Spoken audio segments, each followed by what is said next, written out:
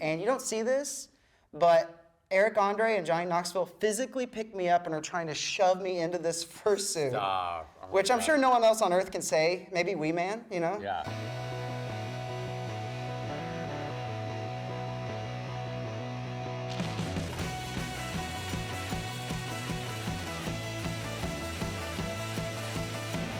Hi, I'm Damian Pelliccione, and you're watching Mic Drop, where pop culture collides with the stories that matter the most, and nobody leaves without dropping something real.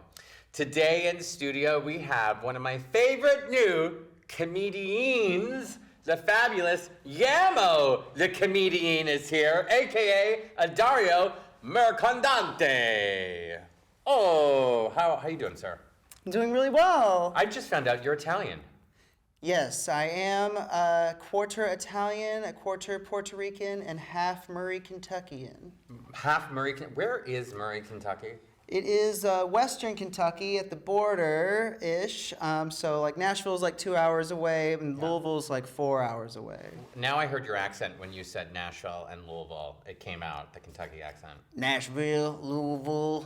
Well, okay, so I ask every guest about what they're wearing. Now this is your entire identity. What is this outfit that you're wearing today? So this is my fursuit. I am a furry, so this is like a representation of a character. Mine is Yammo. It's a hyena, so it's Yammo the Yeen. I do stand-up comedy, so I'm a comedi-yeen. Love it. Yeah. What was the inspiration behind this whole furry character of yours? Well, so I feel like furries happen really young. Generally, like I started being a furry maybe at 13. Oh, wow. Oh yeah, for a long time. And you pick a species that kind of represents you or an animal. Sometimes they're fantastical or they're dinosaurs or like they can be things that don't exist. But mine, I thought of a toony, fast-talking hyena, kind of in the vein of like the Warner Brothers. So like Yakko and Wacko and Dot, Warner, I thought about like Yammo. So Yammo is very like hyperactive and silly and toony and funny and just a lot of fun. Now there's a special story I know you've told me about before around kind of where the outfit, the costume came from. Mm-hmm. Can you tell the folks at home all about it? Yes, so I was on this show on ABC Hulu called The Prank Panel with Johnny Knoxville, Eric Andre, and Gabori Sidibe, and I got to meet the show's producer, Jimmy Kimmel.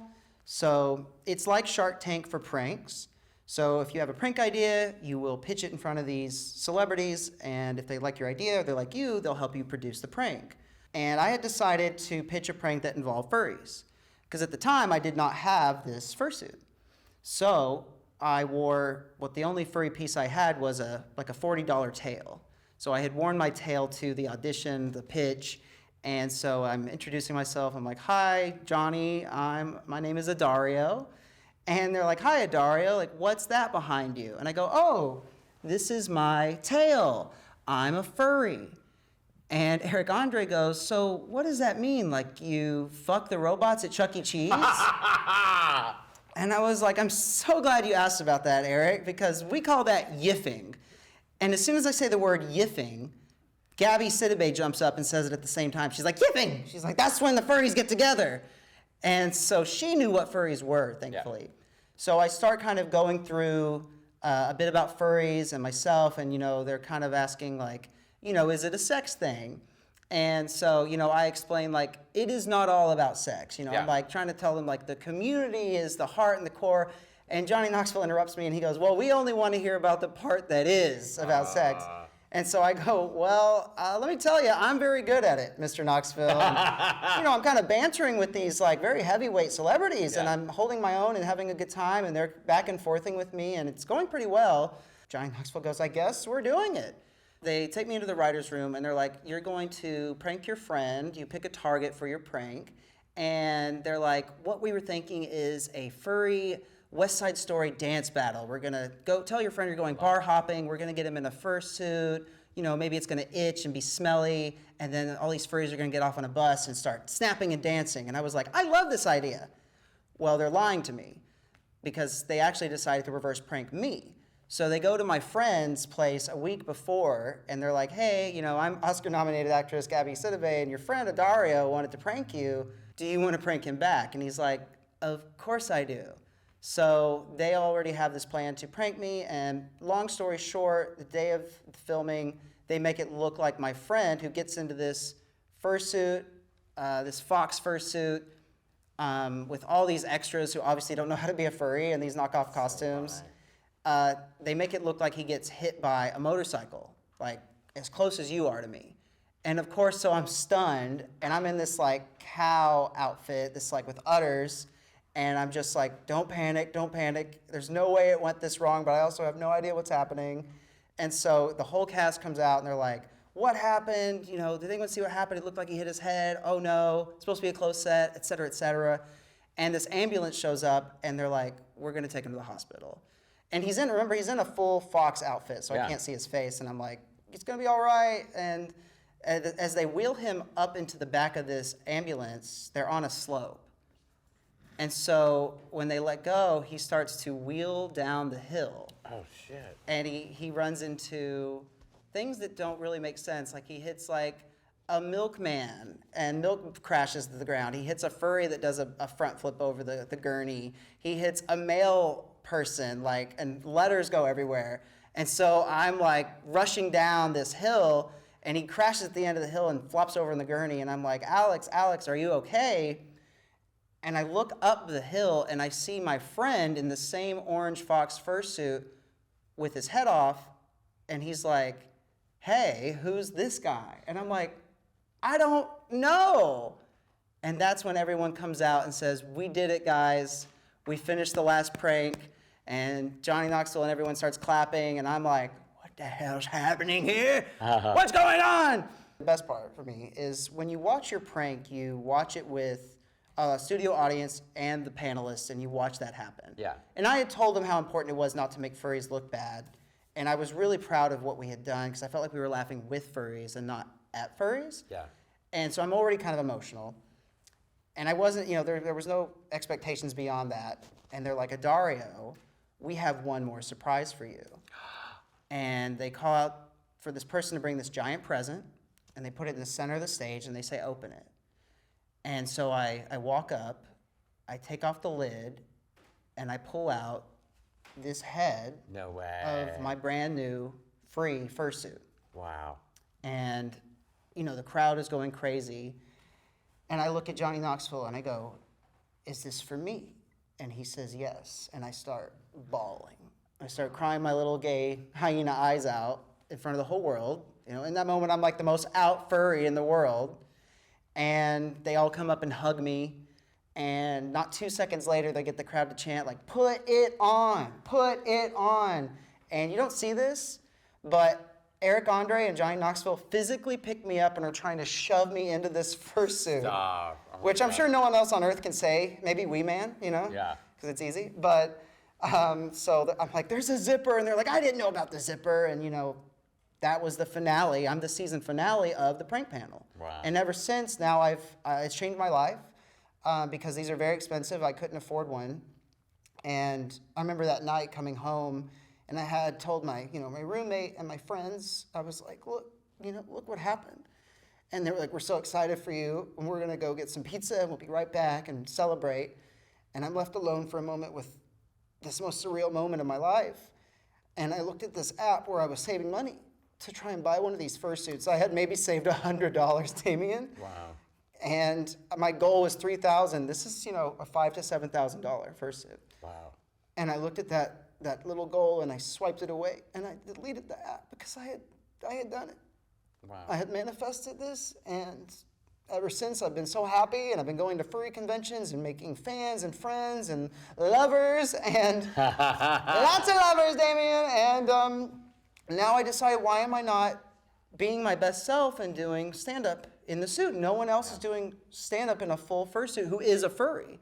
So here I am now. I'm the stand-up comedi-yeen, and we just did I'm Dead, and Yes. I'm so excited to share this story with the world. That's such a beautiful story of, someone who's made it in Hollywood and was supported by big celebrities. And now you've made an entire career out of this. That's right. the first ever comedi-yeen.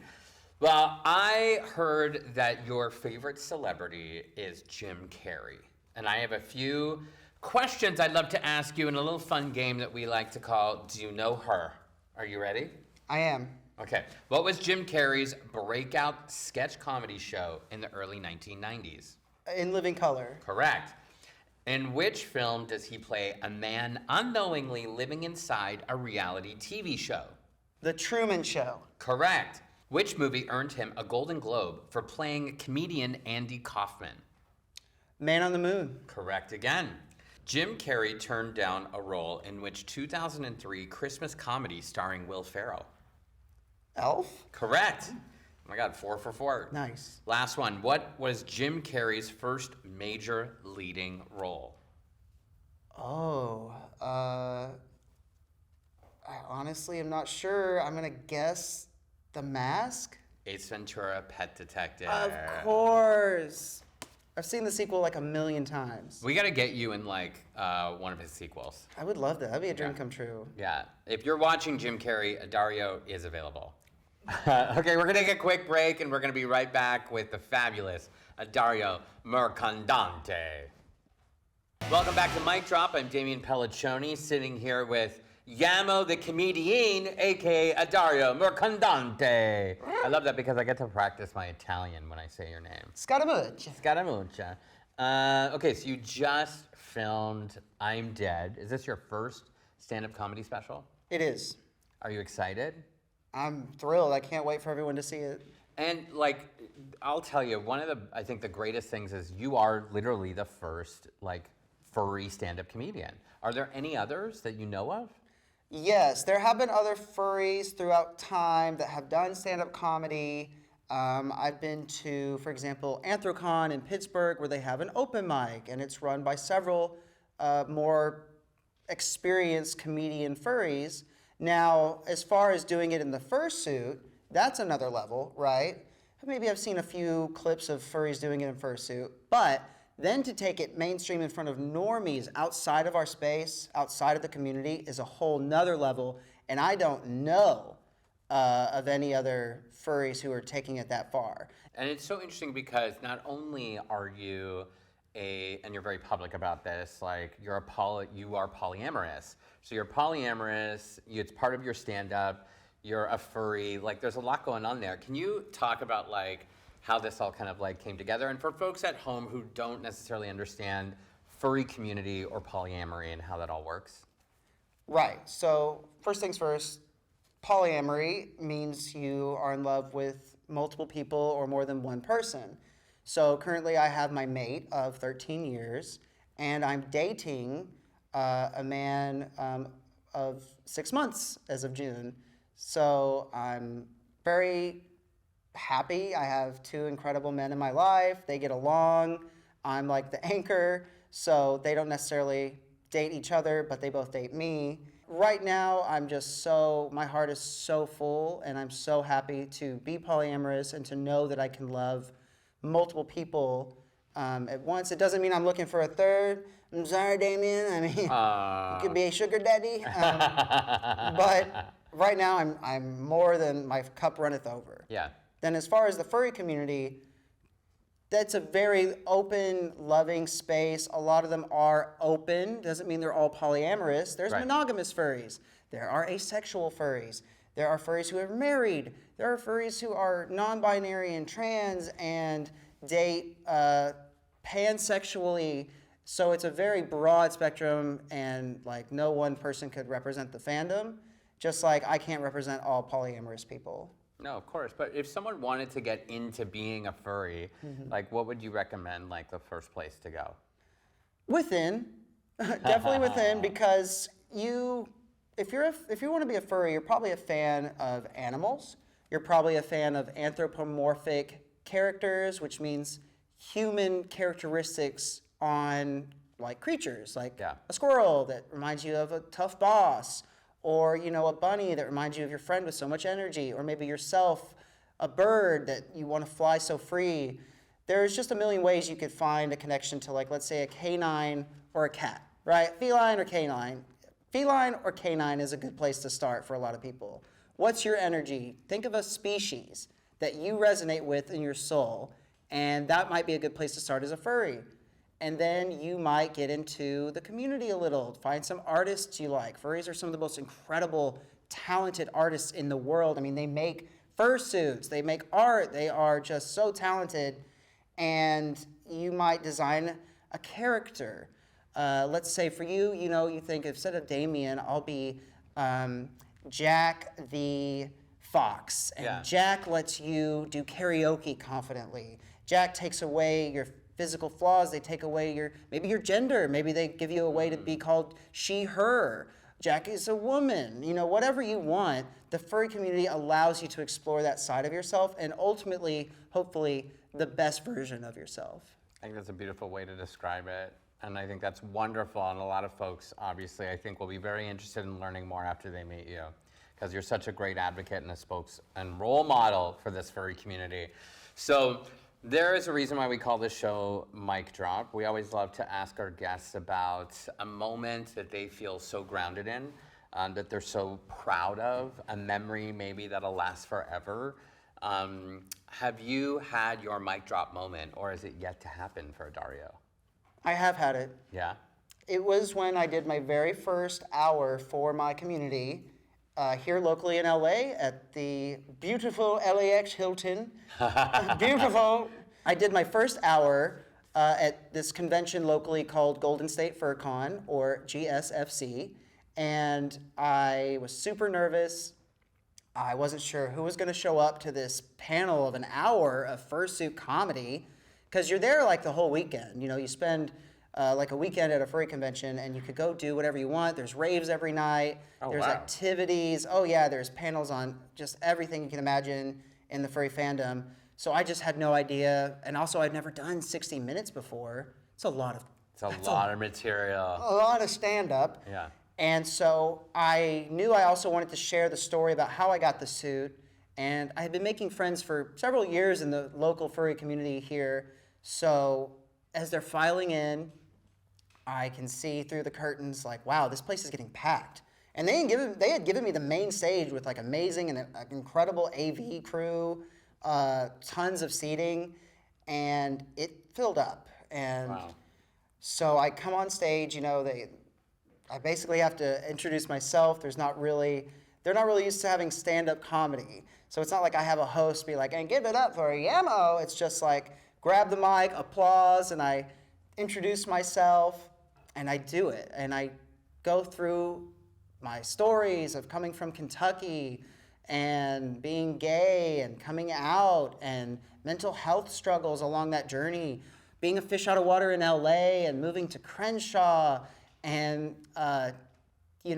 trying to grow my career here, being a furry and making furry inside jokes and talking about my community, and then telling them the story of where Yammo came from.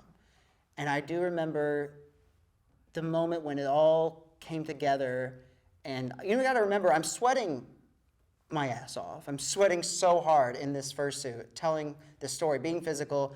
And I tell the moment when I say, I open this present and I pull out this head. And as I say that, I take off my head, reveal my face, and I say, this head and my brand new fursuit. Wow. And you can hear, my friends in the community, they say, aw, and they start clapping, and I start crying, and I don't have much time. I got to be funny, and I go into joke after joke, and I'm so sweaty. And this is my first time, doing so much time and taking my head off, and, I'm just going with it. And when you take the head off as a stand-up comedian, now you can see my facial expressions. Yeah. So it just adds a whole new layer for me and for the audience. It's the energy changes.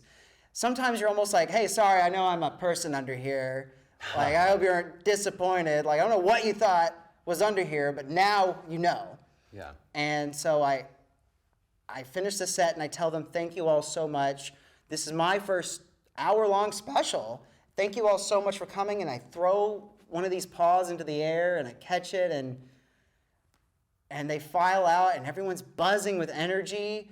There's another comedian who's not a furry who saw, she was part of the convention and she saw it and she was so proud of me. And, you know, I'm getting hugs and people are like, that was amazing. And I hear stories after it like, my friends are talking about your stand-up.